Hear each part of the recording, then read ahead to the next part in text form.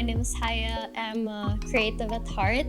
So aside from visual arts, which I mainly do, I'm a writer and I also play instruments sometimes and sing. And I did public speaking for 6 years when I was younger.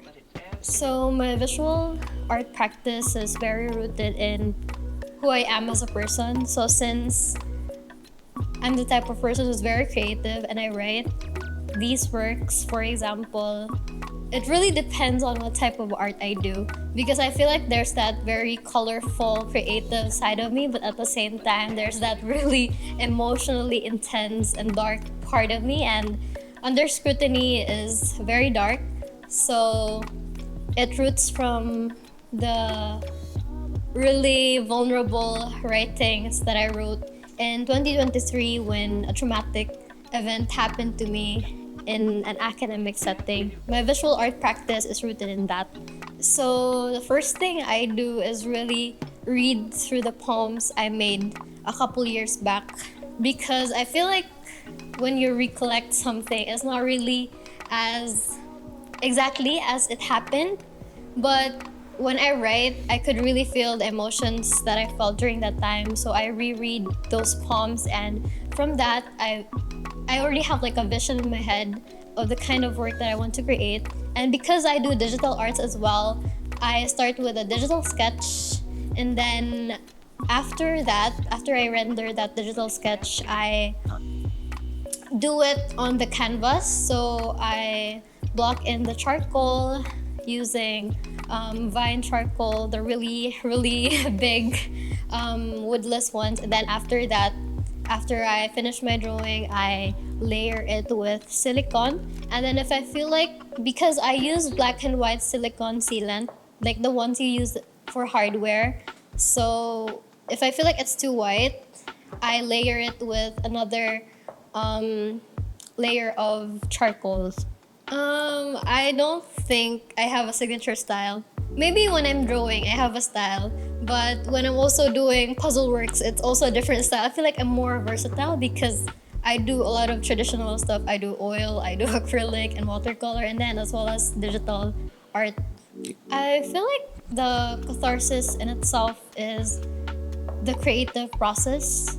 So if anything, I'm not really asking for other people's pity, or I don't want them to like feel sorry for me that, oh, you went through something so difficult. But to me, it's like I wish that if people are able to see my works even through pictures or even just through the poems and they relate to it, I feel like that in itself, I want this exhibition to be a testament of how someone could go through something so traumatic and so big, someone so little. I feel like I would want people who are going through the same thing to see that it's possible to survive that as well. I feel like I want this to be a testament of survival, as well as I want people to be inspired to talk about the hard things that they go through and not just the really good ones.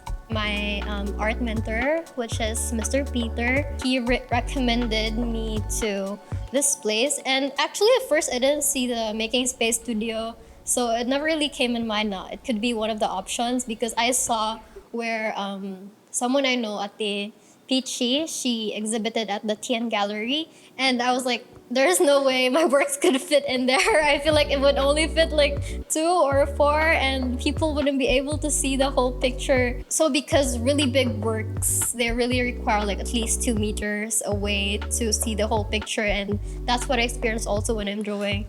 And so when Mr. Peter was like, I know this good place, which is in Cebu Making Space. Oh, where is it? The outside? Is it that communal place or is there somewhere else? And then he later mentioned that there's a studio. So that's how I got recommended to this place. But I came across the grant again when one of the Cebu Making Space artists, Ate Angel, she told me that there's this grant and they could waive the rent for the space. So that I'm really grateful, and I feel like it was a really good stroke of good luck. We had to build these walls just to present the art space. But aside from that, I felt like the size really fit also my really big works. And even with the challenges that we faced, I felt like the people from Cebu Making Space really helped us make it work, even if it's not meant for this specific type of event. Definitely had struggles, but if anything, I felt like the people here were really willing to help me in terms of, especially when we struggled with the spotlight, they provided that, and with the food they also offered, and just the construction of the whole gallery from a photo studio. I felt like that was really a heartwarming experience. My favorite piece is Birth of Lotus, so this one, because my collection of works transition from a lot of emotional intensity and rage and just all the negative stuff. It transitions from all that and then grows. So Birth of Lotus really is about rebirth, constructing something from everything that was destroyed. So from all the collateral damage, something comes, and then it's a chance to begin anew. And the second piece, the most personal one, I feel like, is Trial of Innocence. It's the most personal piece because I really love the journal entry from that time that I wrote. Because at that time, I was in so much pain. I was in a lot of emotional pain to the point that, well, I got diagnosed with major depressive disorder. And I felt like at that time, I was in a really dark place. And the easiest thing I feel like you could do if you're in a lot of pain is choose to destroy and inflict pain to other people who made you feel that way, because you want them to experience the same pain you do.